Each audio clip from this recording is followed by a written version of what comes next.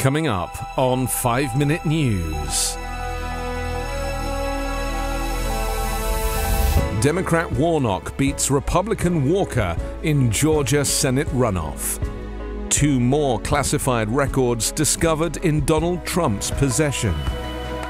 And Supreme Court looks to limit judicial scrutiny of future elections. It's Thursday, December 8.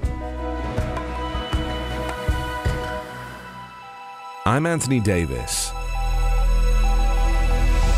Raphael Warnock defeated challenger Herschel Walker in a Georgia runoff on Tuesday, ensuring Democrats an outright majority in the Senate for the rest of President Joe Biden's current term, and capping an underwhelming midterm cycle for the GOP in the last major vote of the year.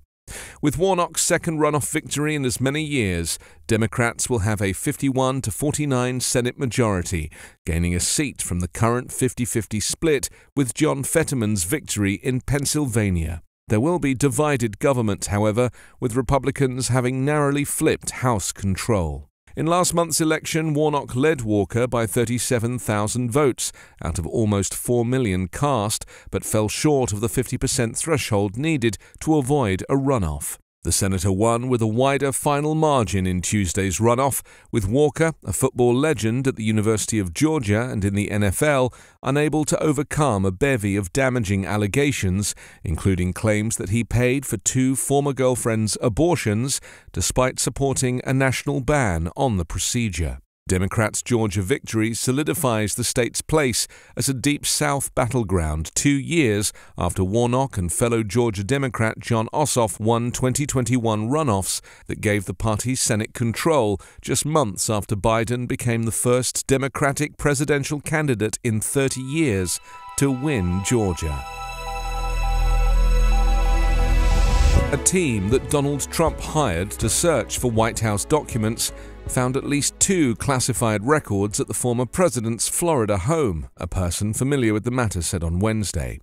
A federal judge directed Trump's attorneys to look for any classified material still in his possession. They found the documents in a storage room at his Palm Beach, Florida home, one of 4 properties searched, the person said.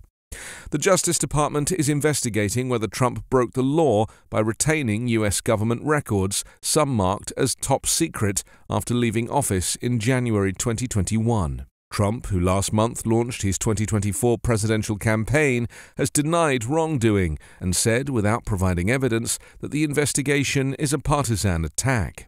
FBI agents seized thousands of documents, about 100 of which were marked classified, during a court-approved August 8 search of his Mar-a-Lago estate in Palm Beach. Prosecutors are also looking into whether Trump or his team obstructed justice when the FBI sent agents to search his home. Officials have said more classified documents may still be missing. Last month, U.S. Attorney General Merrick Garland appointed Jack Smith, a war crimes prosecutor, as special counsel to oversee both the documents investigation as well as a separate investigation into Trump's efforts to overturn the 2020 election. The U.S. Supreme Court's conservative majority on Wednesday appeared ready to limit judicial power to overrule voting policies crafted by state politicians, but might not go as far as Republican North Carolina lawmakers want in a case the liberal justices painted as a threat to American democratic norms.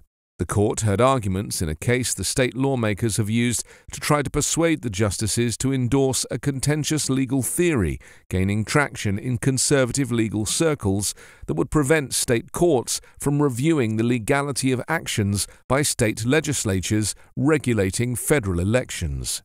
The Republican lawmakers are appealing the top North Carolina court's decision to throw out the map they devised for the state's 14 U.S. House of Representatives districts as unlawfully biased against Democratic voters. Another state court then replaced that map with one drawn by a bipartisan group of experts. The Supreme Court has a 6-3 far-right majority, and its most extremist justices, including Samuel Alito, Clarence Thomas and Neil Gorsuch, appeared willing to embrace the independent state legislature doctrine presented by the Republican legislators. While the far-right justices in general asked questions that indicated skepticism towards the state court actions, some signaled that the Republican argument that state constitutions cannot constrain the power of legislatures in setting rules for congressional and presidential elections might go too far. Under the once marginal legal theory they are now promoting, the lawmakers argue that the U.S. Constitution gives state legislatures, and not other entities such as state courts, authority over election rules and electoral district maps. The court's liberal justices suggested the doctrine could free legislatures to adopt all manner of voting restrictions. Lawyers arguing against it also said it could sow confusion by allowing voting rules that vary between state and federal contests.